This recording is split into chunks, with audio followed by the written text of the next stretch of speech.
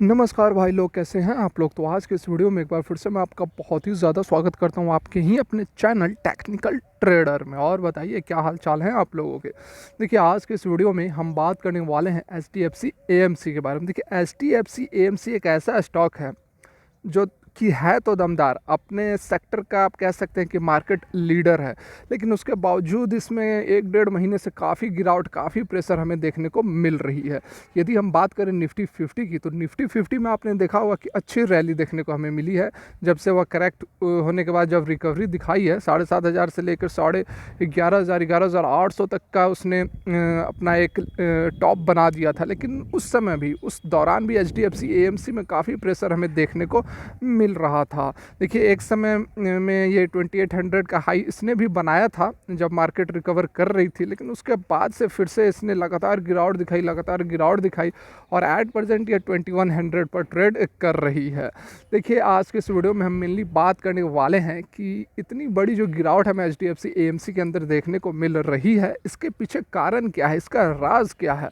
उसके साथ में यह भी जानेंगे कि यह गिरावट कहाँ पर जाकर रुकेगी, आपको इन्वेस्ट कहाँ से करना चाहिए, कितना करना चाहिए। तो सारा कुछ जानने की कोशिश करेंगे इस वीडियो में। तो रिक्वेस्ट एक ही करना चाहूँगा कि यदि मेरा प्रयास आप लोग को अपडेटेड रखने का अच्छा लगता है तो वीडियो को लाइक करके हमारा हौसला बढ़ाएं, ताकि आप लोगों के लिए और भी अच्छी वीडियोज़ बना सके। तो चलिए वीडियो को आगे बढ़ाते हैं। तो यहाँ पर आप देख सकते हैं HDFC AMC का यह चार्ट मैंने लगा दिया है, वन डे की यह कैंडल है। यहाँ पर देखिए जब रिकवरी हुई थी, इससे लो बनाया था लगभग, इसने आप देख सकते हैं 1970 का आसपास लो बनाया था। कोविड के दौरान जो लो बनी थी वह 1970 की है।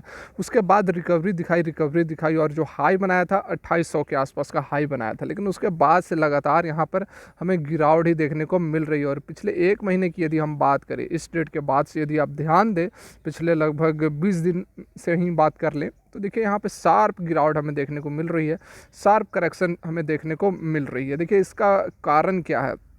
इसका कारण तो जैसे कि अभी एक जो स्कीम आई थी, जिसमें कि न्यूज़ आई थी मल्टी कैप फंड वाली, जिसमें कि 25% का इन्वेस्टमेंट करना था लार्ज मिड और स्मॉल कैप्स में। तो उसके कारण थोड़ी यहाँ पर हमें प्रेशर सारे म्यूचुअल फंड्स में देखने को मिली और इसमें भी देखने को मिली। लेकिन अभी फिर से एक न्यूज़ आई है जिसको कि थोड़ा रिलैक्सेशन दिया गया है। ऐसा सेबी की तरफ से कहा गया है कि कोई ज़रूरी नहीं है, कोई रेस्ट्रिक्शन नहीं है कि आपको करना ही पड़ेगा। तो थोड़ा रिलैक्सेशन ज़रूर हमें HDFC AMC के स्टॉक में भी देखने को मिलना चाहिए।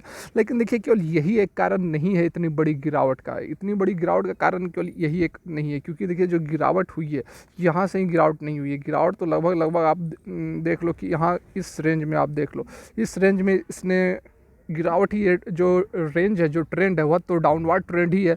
और जहाँ निफ्टी 50 की बात करें तो निफ्टी 50 लगातार ऊपर की ओर चढ़ती गई है। तो देखिए मेन जो रीज़न है, मैं आपको बताता हूँ कि मुख्य कारण क्या है।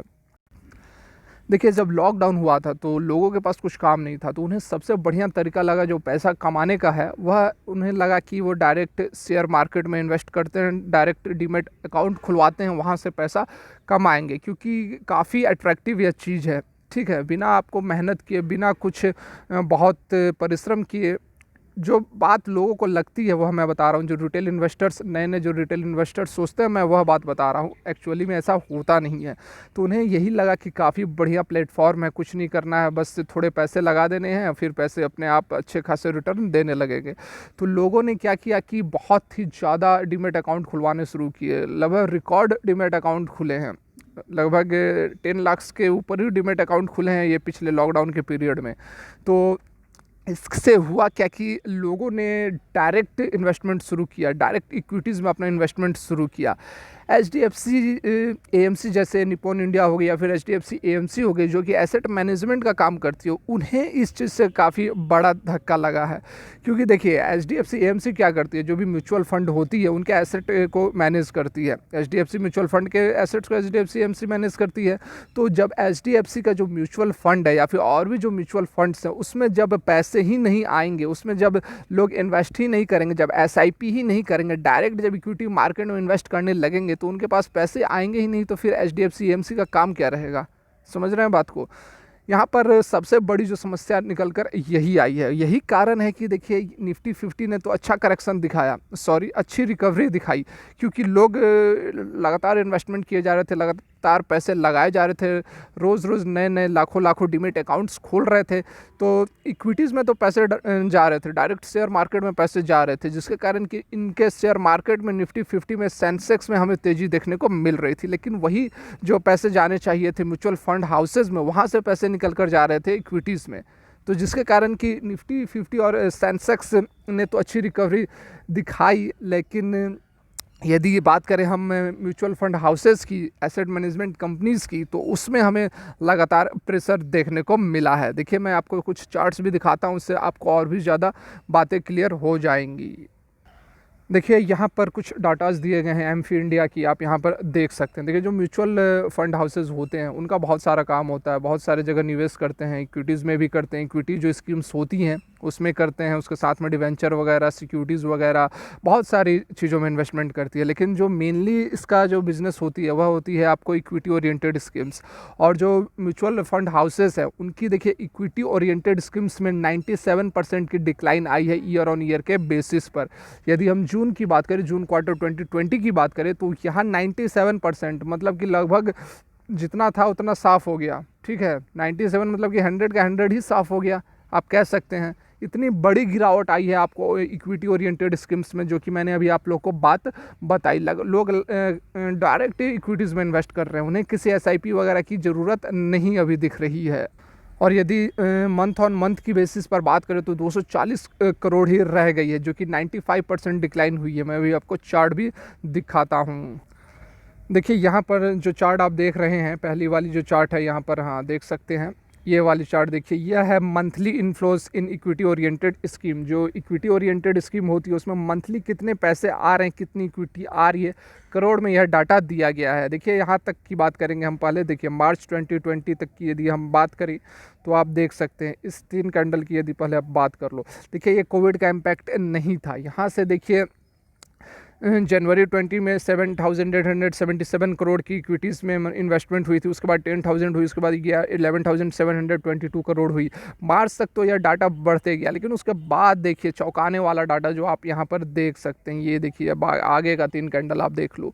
यहाँ देखो आप 6,000 हो गई, फिर 5,000 हो गई, और जून 2020 में देखो कितनी हो गई, 240 करोड़ मात्र रह गई। मतलब कितना बड़ा झटका है ये इक्विटी ओरिएंटेड स्कीम्स में, लिक्विडिटी की कितनी क्राइसिस हो गई है।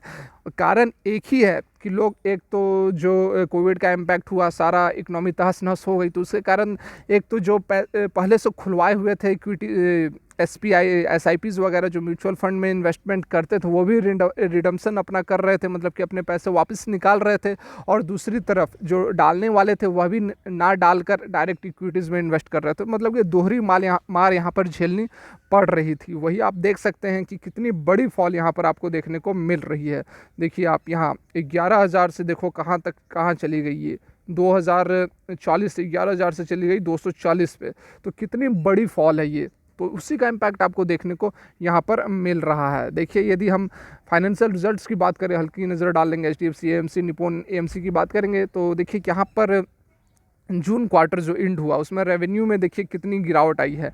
इसकी रेवेन्यू में 11.8% की गिरावट आई है, और यहाँ 11.8% गिरावट आई है। निप्पॉन इंडिया में 19.7% की गिरावट आई है। रेवेन्यू 445 है, यहाँ पर 261 है। प्रॉफिट की बात करें तो 288 है, यहाँ 125 है। तो नो डाउट यदि हम मार्केट लीडर की बात करें तो एट प्रेजेंट एचडीएफसी एएमसी अपने सेक्टर में किंग है, उसमें कोई डाउट नहीं है। लेकिन फिर भी गिरावट तो दिख रही है, परेशानी तो है, समस्या तो है यहाँ पर। और भी आप डाटास को देख सकते हैं।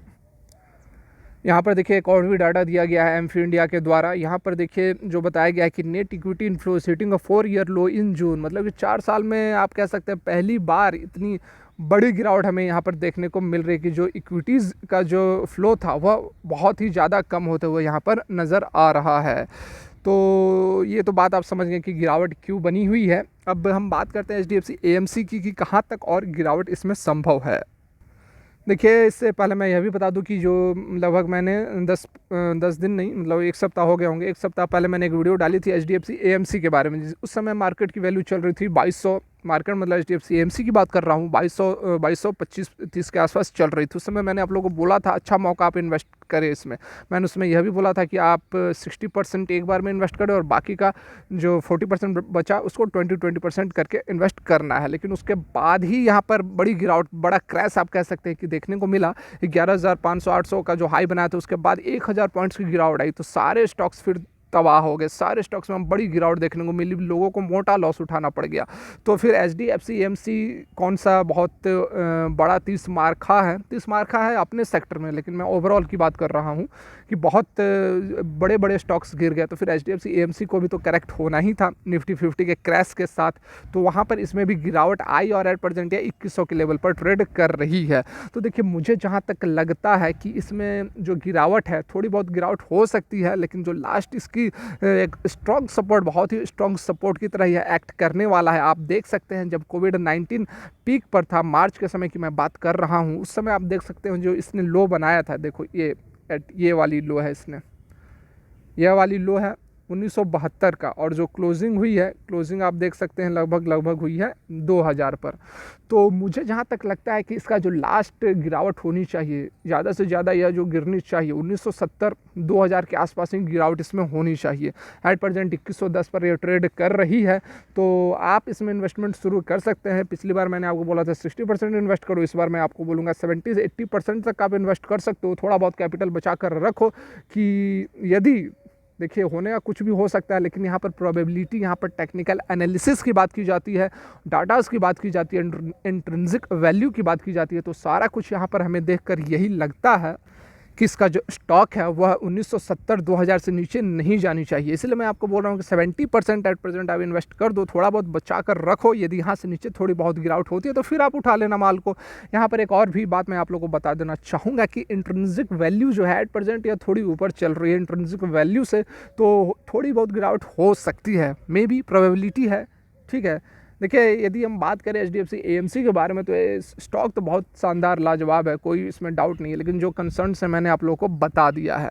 तो थोड़ा समय हो सकता है, थोड़ा समय लग सकता है ट्रैक पर आने में, लेकिन एक बार फिर से जब ये दौड़ना शुरू करेगी तो फिर पकड़ना मुश्किल होगा। तो देखिए यह थी मेरी आज की वीडियो। यदि आपको कोई डाउट सुझाव है तो कमेंट करके बताएं, मैं बिल्कुल जवाब देने की कोशिश करूँगा। वीडियो देखने के लिए बहुत बहुत धन्यवाद। भगवान करे आपका दिन अच्छा रहे।